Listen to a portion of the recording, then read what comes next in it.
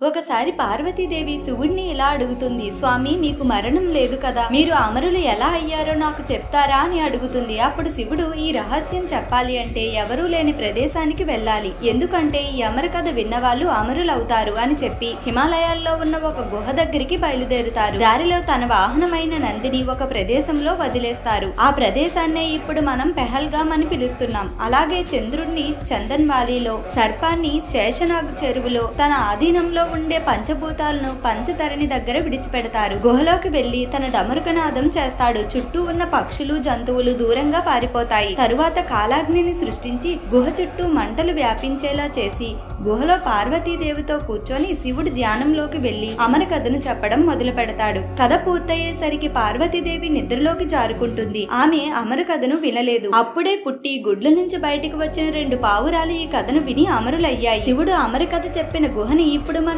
అమర్నాథ్ అని పిలుస్తున్నాము. ఇక్కడ మంచుతో స్వయంభుగా వెలిసిన హిమలింగం ఉంటుంది. ఇప్పటికీ ఆ పావురాలు ఆ గుహలోనే ఉన్నాయని నమ్ముతారు. ఓం నమః శివాయ.